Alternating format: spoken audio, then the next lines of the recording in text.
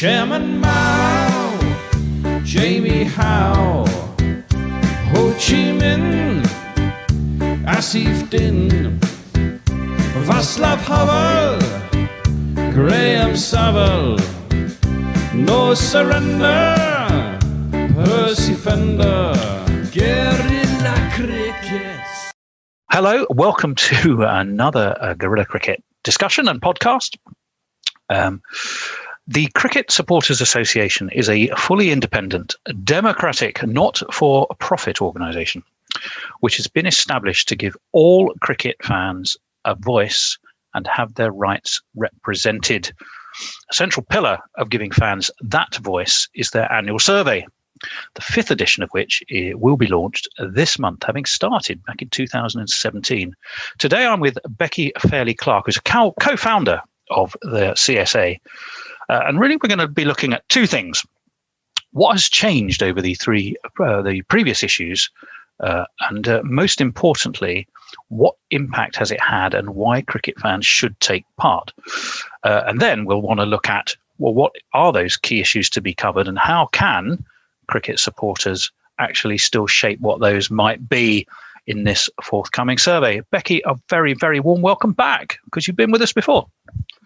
I know. Thank you so much for having me back. Really appreciate it. Well, let's start with a quick reminder from you of who the CSA are and how, very importantly, you ensure that the views and needs of cricket supporters actually get represented. Sure, thank you. So, as you mentioned, the Cricket Supporters Association is a completely independent, not-for-profit, very much designed and set up, just as you say, to give cricket fans a voice within the game. So when you think of the various stakeholders that there are in cricket, there isn't an independent fan organisation and a place where other stakeholders can come to find what fans think about what's going on within the game.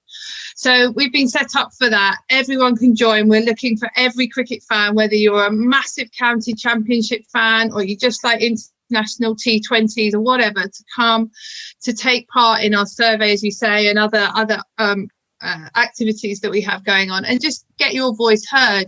We're very much of the opinion that obviously one individual fan, it's very unlikely that, you know, the ECB or whoever is going to listen to one individual fan. But if we all come together, have our say on all the different things that are going on within the game. So this is what the survey looks at, you know, everything from ticketing, scheduling, all the different stuff. Have their, you know, put your opinion across, and then with that, we take the data, we work it out, and we can then go forward to the ECB, to the counties, to whoever, and kind of say, this is what fans are thinking. Also reverse, as we get more numbers within the organisation, we're positioning ourselves as a place that the ECB can come to when they want to know what fans think about. So not just fans reacting all the time, but a proactive stance as well, so that stakeholders, as I say, counties or whoever, can come and say, okay, we're thinking about this. What do fans, you know, what will the fans' reaction be? And so it's very much for existing cricket fans to be able to join the community, come together, and then instead of just feeling like this is the game that I love, this is the game that I spend my money on, but what I think doesn't matter, this is the opportunity for it to matter and to kind of, well, you touched on a couple of things there. You talked about the ECB. So to be really clear, when someone takes the time to fill in this survey, you make sure that it gets to the right people. And you mentioned the ECB about 3 times. Actually, when I looked at you, kindly sent me some presentations that seem to have got better and fuller and more beautiful in some ways as the years have gone on of doing the survey. But that gets listened to, presented to, and discussed with the ECB particularly, right? So they see it, hear it. Yeah, absolutely. And that, quite rightly say, that's something that's grown as we've grown. So, you know, as the number of people who have taken the survey has grown substantially, and we want it to be the biggest yet, you know, and so our kind of place within cricket has also grown. And I think we've had the opportunity to kind of show that we're not a lobbying group. We're not here just to bash the ECB, but we are here to hold them accountable and to represent fans' views. So our relationship with the ECB has grown as well over that time. So we have a good working relationship with them. They know that there's a new survey coming out, and they have said that they will respond to the survey. What the survey's telling them, the ECB will respond directly to the Cricket Supporters Association about the different issues that are being highlighted. So and as we say, moving on, the more members that we have, the more voice we will have.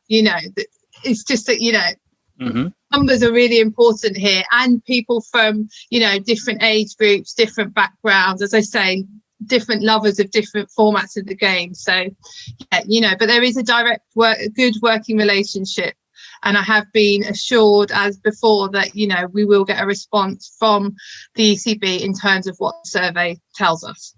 Well, let's if we may just look back, not in every survey in detail. I don't think anyone who's listening to this is quite going to want to hear that. But let's think if there are some big themes that you're seeing now. It started in 2017, and I think the most recent one was 2020. Hence, there's been 4. Am I right? And the last one kind of started to focus in around what happens in the world of a pandemic and issues that there as well.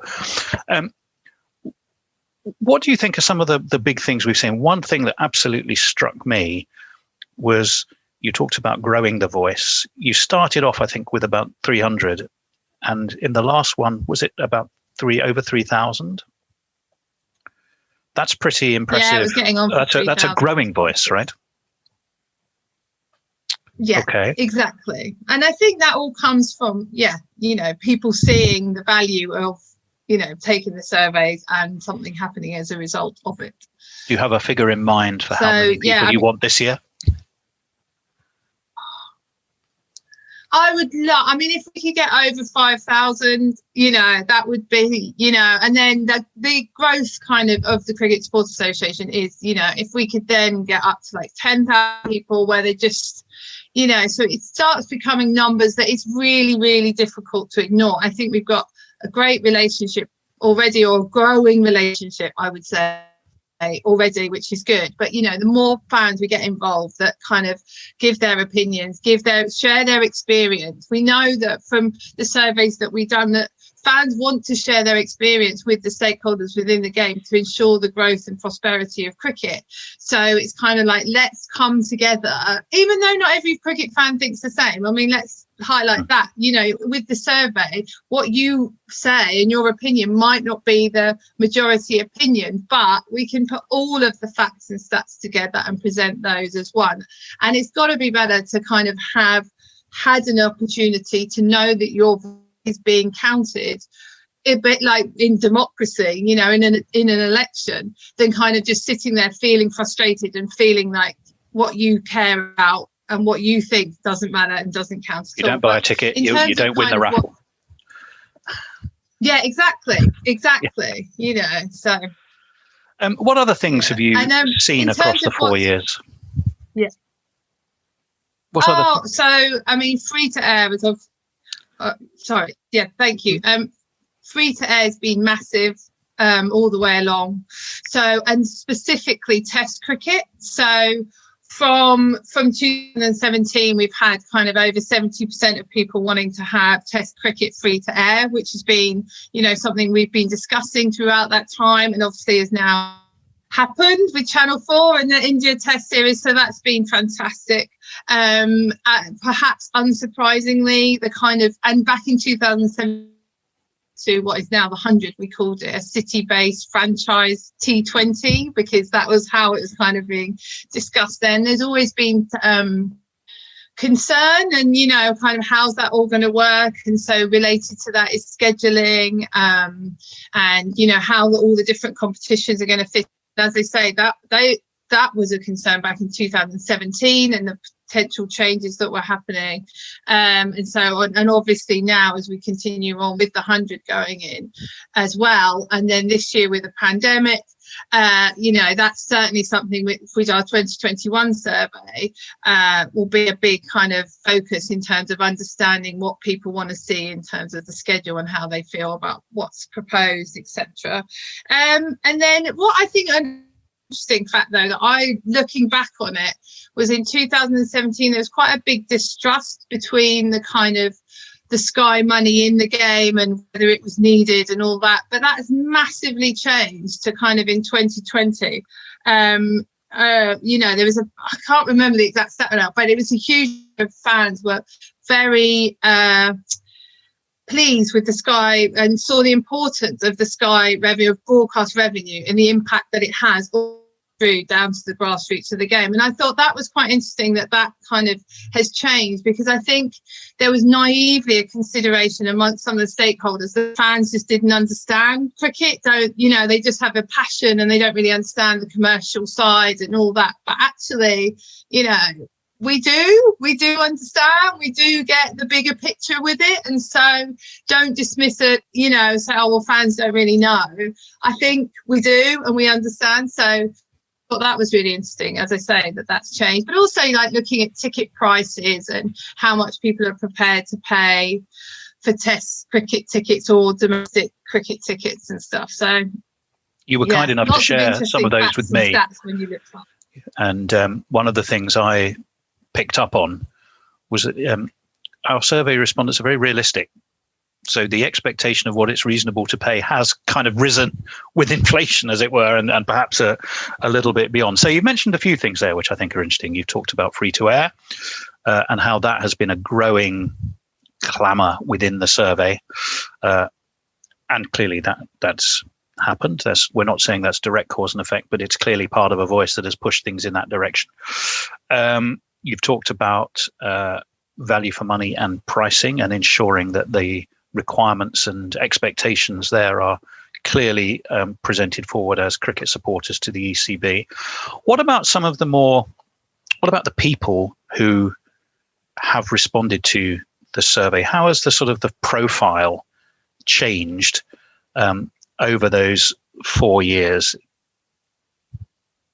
It has changed, but it needs to continue to change as well. So we've kind of had a rise in female respondents, but we're still looking for kind of more, because I know, being a female cricketer, that there are a lot of us out there, and so we need to do work there and to make sure we get as far and wide there as we possibly can within the kind of Black and Asian Middle Eastern communities. That again has also grown, but we want to grow that considerably more as well. And obviously we have launched our Every Cricket Fan, our diversity and inclusion initiative, and so I'm helping that some of the work we're already doing with that will kind of filter through and help as well. Age group wise, that's been a real success for us, because with our last survey, the age 16 to 24, we got a much bigger representation of that age group as well. And obviously we still want the white and the male and the older age groups absolutely to take part, but I think for it to be as as independent and as comprehensive as possible, we do need to have a fair spread of cricket fans. So we really are asking every kind of get involved, take the survey. We always have some sort of incentives as well, so there will be you can win cricket tickets or cricket helmets or something. We always have something as well, so there is an incentive to do it, as well as just feeling good about having the chance to voice your opinion. So you've seen big growth in numbers, but the louder the voice, the even more effective it becomes. You've seen the change in the spread in terms of inclusivity. In fact, when I looked at the numbers, going from the very first survey to the last one, whilst the percentage of female responders needs to go up, it's grown about 5 or 6 times, but it needs to grow quicker. There's no doubt about that. The age profile I thought was very interesting, because that gets you into other expectations. And when people are talking about things like what they expect out of a new tournament, perhaps a little more open-mindedness comes along with the younger age, opening up to the younger age group, which I sort of found interesting. Also, what they expect from their online consumption of the sport, which has been pushed for very much, for greater ways, greater avenues for interaction with their counties, greater ways to view the game beyond just watching the telly, although that clearly is very important, hence the focus on free to air. And the other thing that I noticed, which I thought was quite interesting and I wanted to ask you about, was how the geographical spread has broadened. I looked at that first one. I thought, well, I'm definitely in there because I'm a Middlesex fan. And if I'm a Surrey fan, I'm also in there. Let's just say kindly, there was a north-south divide with the south heavily favoured. That has really shifted across the four to be truly a much broader spread. Has that just happened sort of organically, or have you pushed very hard to make that happen? Pushed quite hard to make that happen. We do have various partners that help kind of push out the survey as well. So the Barmy Army always push out the survey for us, and some of the counties and different things. And obviously we work with a lot of media partners, so even if they're just tweeting it and stuff like that, they get it out. So I think there's a certain amount of organic, but we were very conscious of the fact that we aren't a southeastern fan group in the same way that we're not a 50 plus fan group, or we are trying to represent absolutely everybody. So we've tried really hard to kind of make sure that comes across, and to work with different people so that everybody at least sees the survey, even if they don't have the time or the inclination to actually take it, to make sure that as many people as possible see it. So it's really important to us that we get the fans from all over to take it. So if this was a school report, we'd be saying it's moving in exactly the right direction, but needs to do more.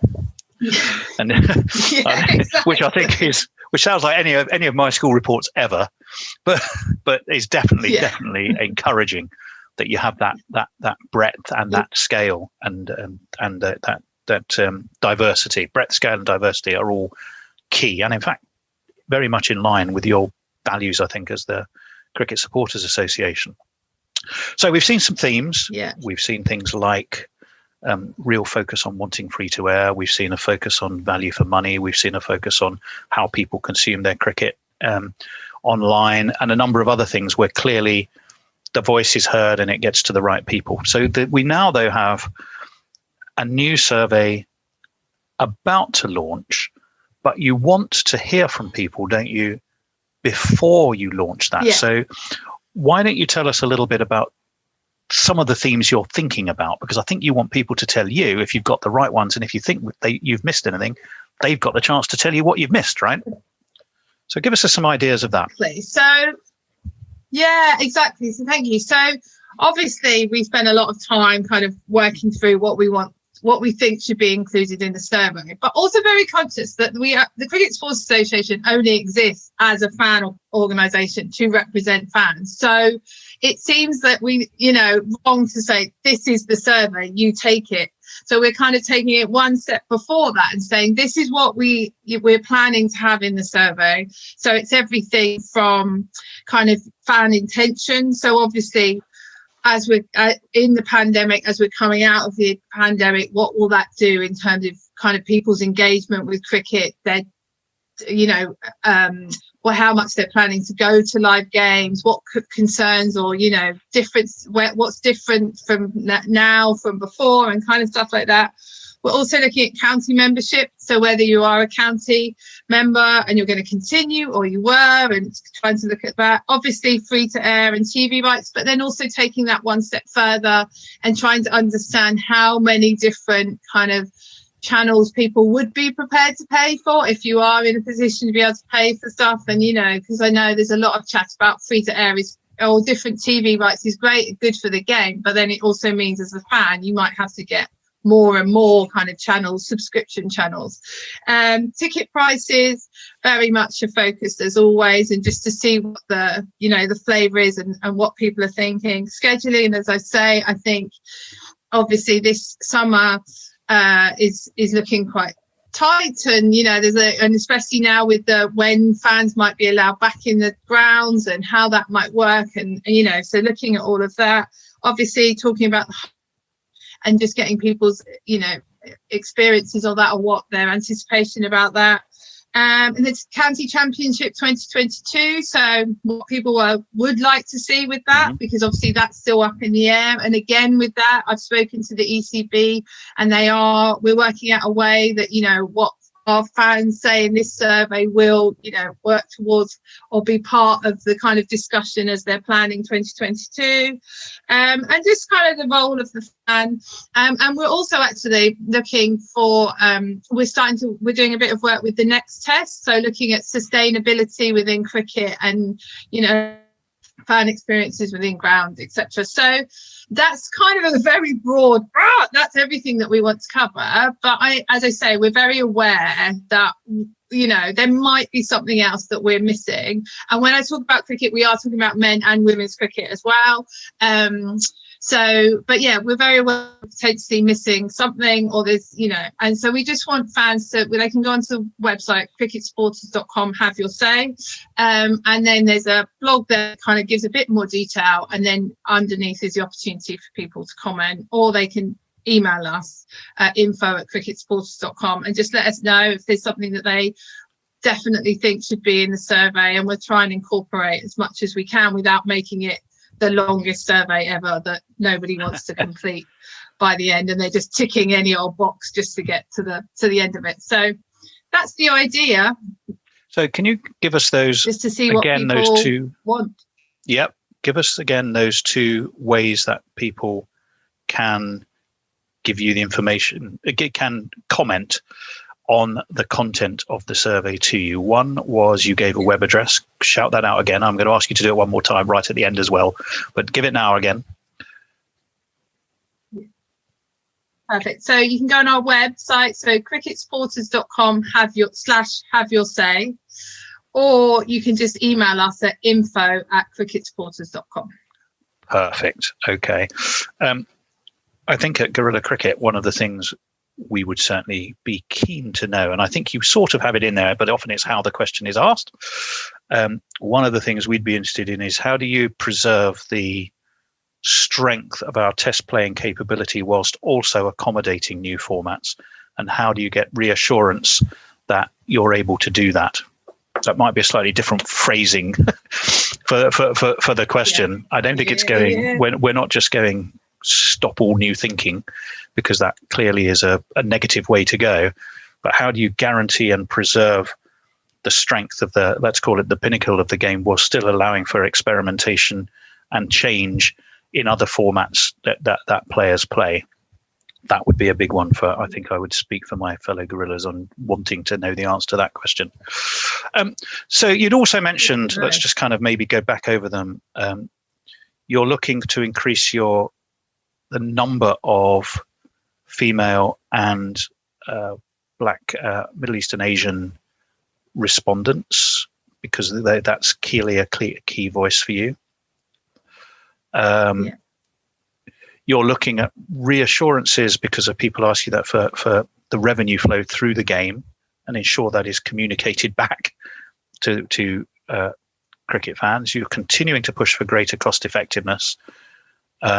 And you're very keen to look at the scheduling balance of the different types of formats and activity to ensure that all cricket fans get the best experience that is going for them. Okay. Now, when does the survey launch? So when do you need people to come back to you with their suggestions and ideas? Ideally, if people can come back to us kind of by the end of I'm going to say by of the fourth test, but then that could be 2 days, so let's not say that. So on day 5 of the fourth test, ideally around then. So we're planning to get the survey out in the 3rd week of March, so that just gives us a bit of time. I mean, I work with a fully ratified market researcher, puts together all the surveys and everything for us, and we use our survey tool, so we do need a bit of time to get the survey all together, but we are it go out on the 3rd week of March, and then we'll be pushing it as far and wide as possible. very much would love everyone or anyone to get in contact and just let us know what they would like to talk about and what they think we all should be discussing, because it's really important. The Cricket Supporters Association is only here for cricket fans, to represent fans. So, you know, this is your survey. This is not only your chance to take the survey, but help us kind of shape the survey as well. How much do you think I mean, we're in an extraordinary set of circumstances at the moment. Clearly, that's one of the things that you talked about, is scheduling in the pandemic, and there's general sense that counties, ECB, everyone actually has done a pretty phenomenal job under an extraordinary set of circumstances in which we're operating. This year, of course, isn't June the 21st, the longest day, is sort of the magic day that people are kind of rather focused on. We hope against all hope that happens. But this year is still exceptional. So would it be fair to say that whilst you're covering that, it's still very much the bigger, longer term picture that is the focus for the growth of the game and the satisfaction of supporters? I think so. I think that, as you say, I mean, from our restart survey last year, fans weren't expecting that much to happen within cricket. And when we look back and think about the amount that we had and how successful it was, just phenomenal. So, and I think, like you say, this year is going to be difficult. I don't think it's going to please every fan, how it's going to pan out, and all the scheduling, and I want people to say that and to communicate that. But absolutely, we have to think long term. I don't think we're going to have as much as an impact on the scheduling for this summer, maybe, but absolutely kind of looking forward and how we can see what fans want and how the game can be prosperous. And I think that's why we're asking about fan engagement and stuff like that, because I think as lovers of the game, we have to be aware that things have changed for people, and and whether you still game, but maybe your financial situation or whatever, or you're getting used to not doing cricket or doing something else, or so that's kind of where we want to get all the different fans are feeling towards cricket, but then also what they think about what's going on this summer. And that is really important. And I think we need to tell the stakeholders how fans are feeling about what's the plan for this summer, but then, as we say, look forward as well, and hopefully be able to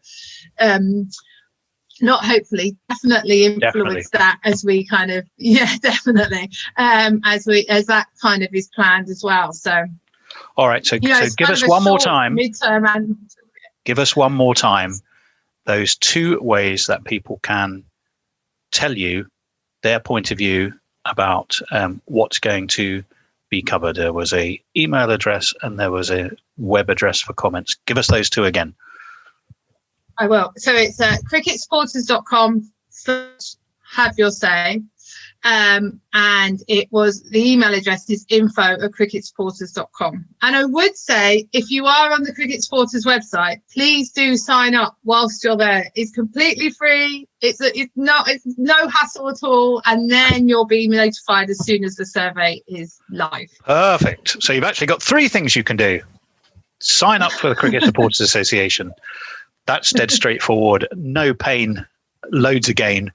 No. You can ensure that you go to the website, and we'll have the URL of that website on this video version of this discussion.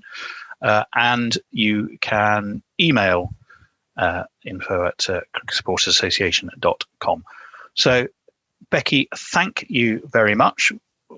We're all hugely encouraged by the work that you're doing, and let's hope we get that huge growth in audience, that in respondents, that makes that voice impossible to ignore.